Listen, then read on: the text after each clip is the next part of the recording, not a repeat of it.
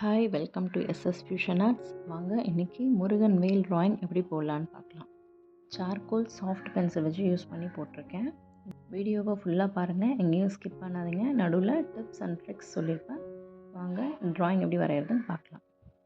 Grid வந்து reference மேலே கொடுத்துருக்கேன் இல்லையா, அதுபடி நான் போட்டிருக்கேன். A6 சைஸ் ட்ராயிங் புக் எடுத்திருக்கேன். ரெஃபரன்ஸ் பிக்சர் பக்கத்தில் கொடுத்துருக்கேன் இல்லையா, அதுபடி தான் நீங்கள் போட போகிறோம். அதில் ஒரு சின்ன சேஞ்ச் பண்ணியிருக்கேன். அது மட்டும் லாஸ்ட்டில் உங்களுக்கு பார்த்தீங்கன்னா புரியும்.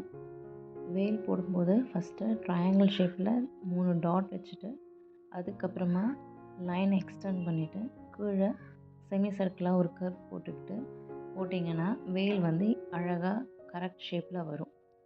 2 பைசெக்ட் பண்ணாலும் ஒரே ஈக்குவல் ப்ரொப்போர்ஷனில் இருக்கணும். அதுதான் கரெக்டான வேல். இல்லைன்னா அந்த வேல் வந்து ரொம்ப மிஸ்மேட்ச் ஆச்சுன்னா நல்லா இருக்காது பார்க்குறதுக்கு. ஸ்கேலை யூஸ் பண்ணியே போடுங்க. பிகினர்ஸாக இருந்தீங்கன்னா, கிட்ஸும் நீங்கள் ஸ்கேலை வச்சே போட்டிங்கன்னா பார்க்க நல்லா இருக்கும். கையை வச்சு நம்ம போடுறப்ப சரியாக வராது. உங்களுக்கு எக்ஸ்பீரியன்ஸ் ஆக ஆக கையை வச்சு நீங்கள் போட்டாலே ஸ்ட்ரெயிட் லைன் பர்ஃபெக்டாக வரும். சார்கோல் பென்சிலில் போடுறப்ப எப்போயுமே ஃபஸ்ட்டு லைட்டாக போடணும். அதுக்கப்புறமா கரெக்டாக இருந்ததுன்னா டார்க் பண்ணிக்கோங்க. நான் எப்போயுமே அப்படி தான் போடுவேன். எடுத்தோடனே டார்க்காக போட்டுட்டோம்னா எரேசர் வச்சு அழிக்கிறப்ப நம்மளுக்கு அது தெரியாது. அப்படி சப்போஸ் டார்க் போட்டு நீங்கள் எரேஸ் பண்ணி போகலைன்னா அதை வந்து கவலைப்படாதீங்க. ஷேட் பண்ணுறப்ப நீங்கள் வந்து அதை நல்லா சரி பண்ணிடலாம். என்னோடய வீடியோஸ்லாம் பார்த்தீங்கன்னா உங்களுக்கு தெரியும், ஏதாவது தப்பு பண்ணியிருப்பேன். அதை நான் எரேஸ் பண்ணிவிட்டு போடுறப்ப ஷேடிங் போர்ஷன் மாதிரி மாற்றிடுவேன். நீங்கள் என்னோடய எல்லா வீடியோஸும் பார்த்தீங்கன்னா உங்களுக்கு ஒரு ஐடியா கிடைக்கும். வேலுக்கு கீழே எப்பயும் ஒரு டிசைன் அந்த மாதிரி நம்ம போடுவோம். இந்த தடவை தாமரைப்பூ எடுத்து போட்டிருக்கோம். பார்க்குறதுக்கும் உங்களுக்கு ஒரு மாதிரி அழகாக இருக்கும். இந்த தாமரைப்பூவில் நடுவில் வந்து சிவலிங்கம் மாதிரி அதை வந்து எடுத்து போட்டிருக்கேன்.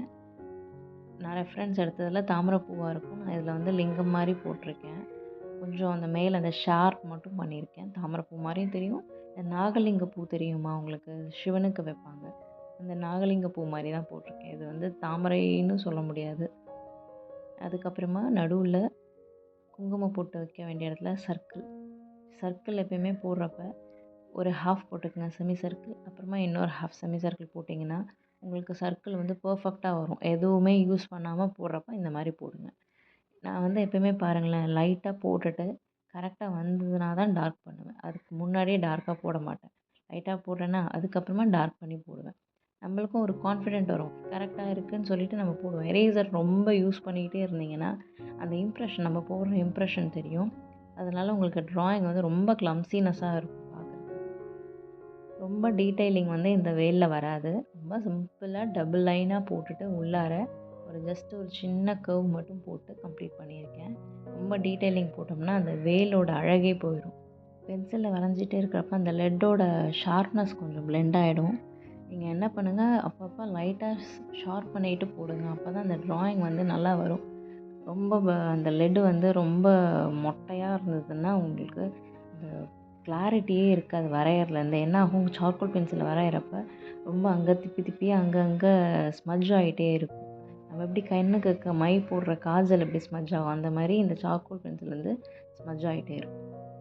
நடுவில் டிப்ஸ் சொல்லுவேன்னு சொன்னேன் இல்லையா, அதுதான் அது. நீங்கள் வந்து பிளெண்டிங் ஸ்டம்பை வந்து எப்போ ஒரு ட்ராயிங் எடுத்தாலும் முன்னாடி அந்த எமரி ஷீட் கொடுத்துருப்பாங்க, அதில் வந்து நல்லா தேய்ச்சி எடுத்துட்டிங்கன்னா அந்த பிளாக் சார்கோல்லாம் போயிடும். அதுக்கப்புறமா நீங்கள் வரைகிறப்ப யூஸ் பண்ணிங்கன்னா பர்ஃபெக்டாக வரும். ட்ராயிங் வரைகிறப்ப நடுவில் பாஸ் போட்டேன், அது திருப்பியும் ப்ளே பண்ண மறந்துட்டேன். அதனால் கம்ப்ளீட்டாக வரைஞ்சி முடிச்சிட்டேன், சாரி. இது நீங்கள் வந்து ஷேடிங் பார்ட் மட்டும்தான், ஓம் ப்ளஸ் ஷேடிங் பார்ட் மட்டும்தான் போட்டிருக்கேன். நீங்கள் இதை பார்த்தீங்கனாலே உங்களுக்கு ஈஸியாக வந்துடும்.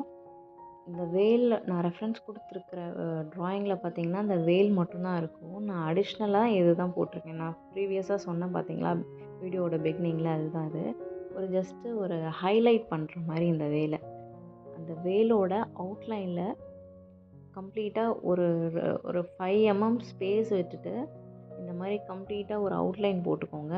இதே சார்கோல் பென்சில்லையே லைட்டாக போட்டுக்கோங்க. போட்டுட்டு நான் அப்படி போடுறேன் பார்த்தீங்களா, லைட்டாக இருக்கிற இடத்துல கொஞ்சம் டார்க் பண்ணிக்கங்க. போட்டுட்டு பிளெண்டிங் ஸ்டம்பை எடுத்து அழகாக அது மேலேயே பிளெண்ட் பண்ணிகிட்டே வாங்க.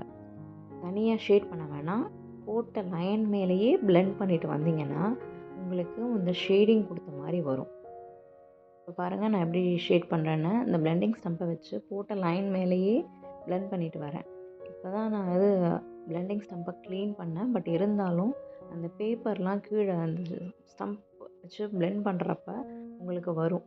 அந்த பேப்பர் வந்து எங்கேயாவது பக்கத்தில் பட்டால் கூட அந்த சார்கோலோட இம்ப்ரெஷன் வரும். அதனால் பிளெண்டிங் ஸ்டம்ப் அப்பப்போ க்ளீன் பண்ணிவிட்டு யூஸ் பண்ணுங்கள். இல்லைன்னா போட்ட ட்ராயிங்கே வேஸ்ட் ஆகிடும். பிளெண்டிங் ஸ்டம்ப் வச்சு ஷேடிங் கொடுத்த பிறகு சார்கோல் பென்சில் வச்சு மேலே ஒரு தடவை டார்க்கன் பண்ணுங்கள். அப்போ தான் நம்ம அங்கே ஷேடிங் கொடுத்தது வந்து ஹைலைட் பண்ணி தெரியும். இல்லாட்டினா நம்மளுக்கு தெரியாது. ஒரு சில இடத்துல வந்து உங்களுக்கு சரியாக ஹைலைட் ஆகலைன்னா நீங்கள் சார்கோல் பென்சிலை வச்சு லைட்டாக கொஞ்சம் அங்கங்கே எங்கே உங்களுக்கு ஷேடிங் பத்தலையோ அங்கே வந்து கோடு மாதிரி போட்டுட்டு அதுக்கப்புறமா ஸ்டம்ப் பண்ணுங்கள். ரொம்ப பட்டை தீட்டாதீங்க. ஏன்னா இது வந்து ஒரு க்ளோ கொடுக்கறதுக்காக தான், அந்த வேலுக்கு வந்து ஒரு க்ளோ கொடுக்கறதுக்காக தான் இந்த டெக்கரேஷனே பண்ணது. நீங்கள் ரொம்ப ஷேடிங் பண்ணிங்கன்னா நல்லா இருக்காது. ரைட் ஹேண்ட் சைடு கொஞ்சம் திக்காக போட்டிங்கன்னா அது ஒரு எஃபெக்ட் கொடுக்கும் ட்ராயிங்க்கு பார்க்குறதுக்கு. அவ்வளோதான், ட்ராயிங் கம்ப்ளீட் ஆகிடுச்சு. இந்த வீடியோ பிடிச்சிருந்தா லைக் பண்ணுங்கள், ஷேர் பண்ணுங்கள், மறக்காமல் சப்ஸ்கிரைப் பண்ணுங்கள். நியூ வியூவர்ஸ்லாம் வந்து சப்ஸ்கிரைப் பண்ணிவிட்டு என்னோடய வீடியோ பார்த்தீங்கன்னா யூஸ்ஃபுல்லாக இருக்கும். கமெண்ட் செக்ஷனில் உங்களோட கமெண்ட்ஸை கொடுங்க. அடுத்தது என்ன ட்ராயிங் வரையலான்னு கமெண்ட் செக்ஷனில் மென்ஷன் பண்ணிங்கன்னா நான் உங்களுக்கு நெக்ஸ்ட்டு வரைஞ்சி காமிப்பேன். தேங்க்யூ. நெக்ஸ்ட் வீடியோவில் பார்க்கலாம்.